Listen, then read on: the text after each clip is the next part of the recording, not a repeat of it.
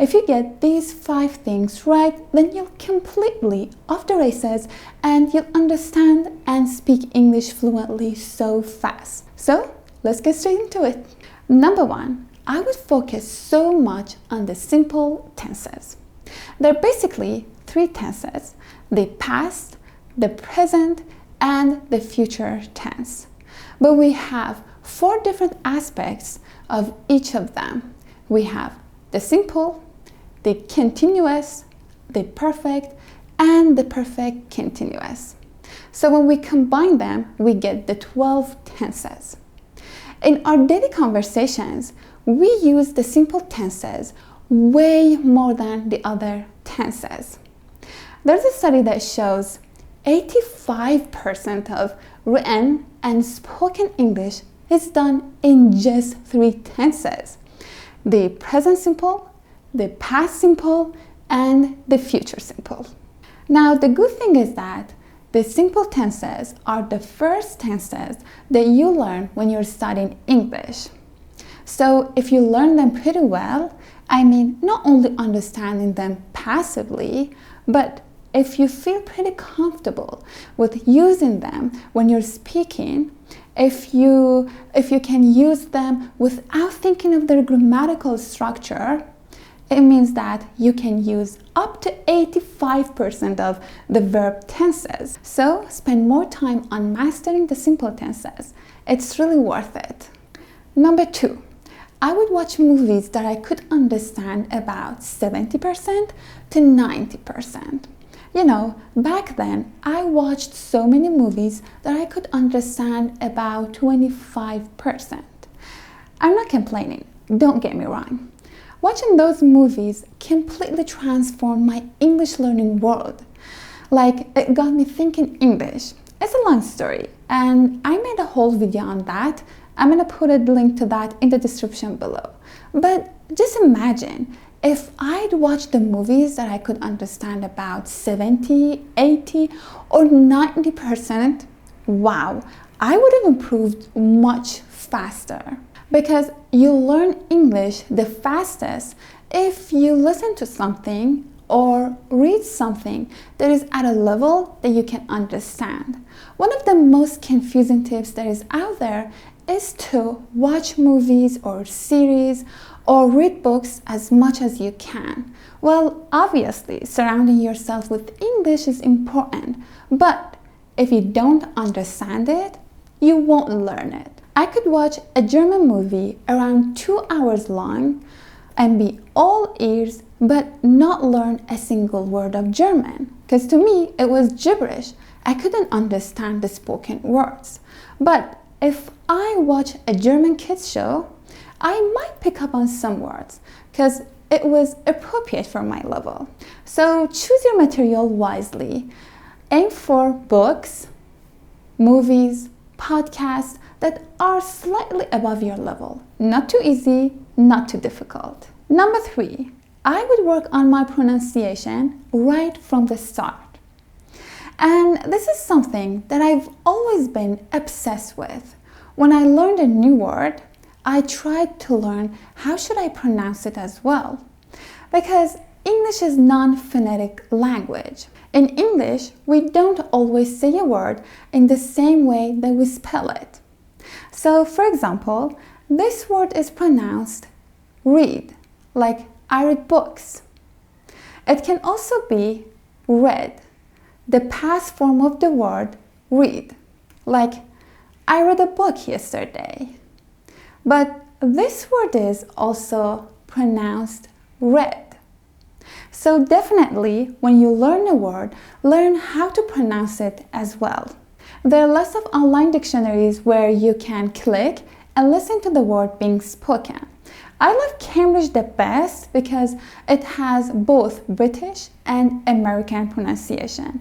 And the pronunciation is so clear that you can understand it.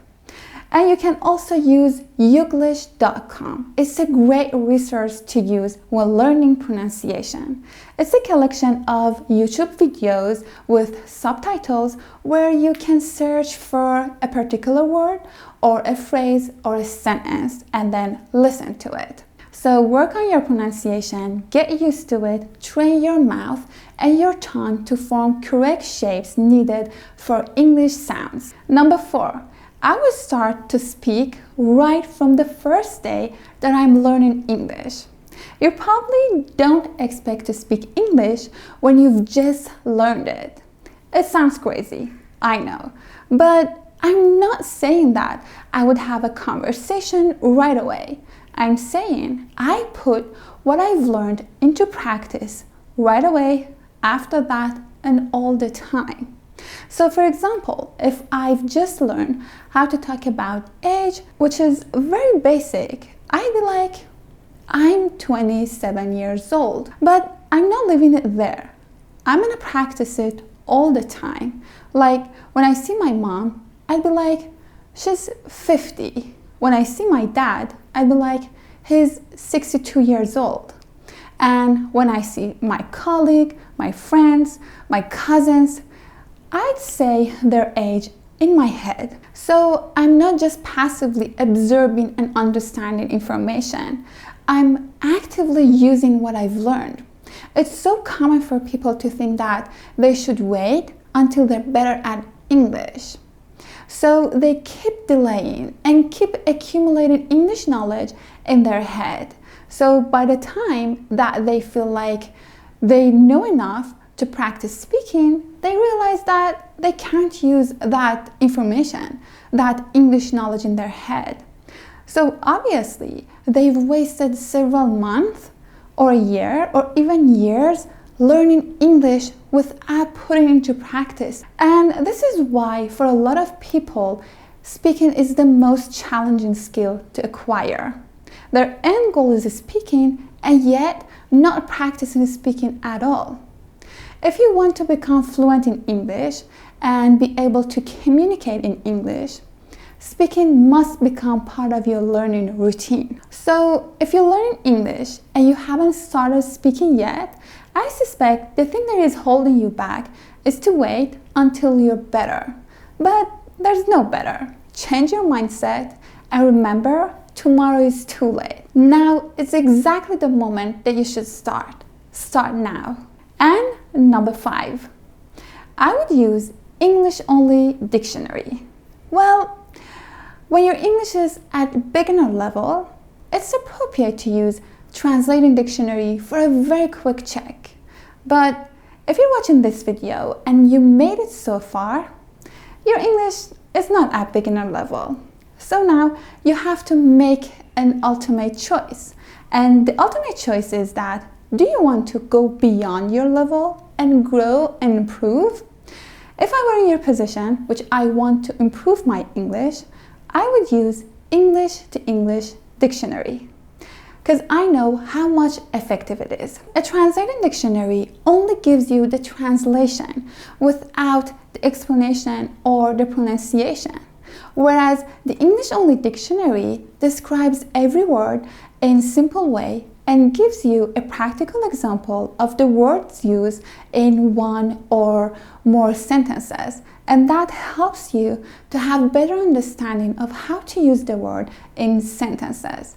So even if you don't understand the definition, you can figure out through the context by reading the example sentences that are given. And looking a word in English-only dictionary has 2 more advantages. 1, when you read the definition of a word in English, you build your vocabulary. And 2, you stop translating in your head and then start thinking in English, because everything is in English. The definition, the context, the examples, everything is in English.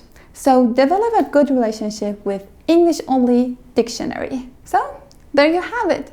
That was 5 things that I would follow if I wanted to learn English today. I hope you found this video helpful. If you did, don't forget to give it a thumbs up. It really helps with me and with my channel. And if you want to see more videos like this one, don't forget to subscribe to my channel. I'll see you next time. Have a great day. Bye-bye.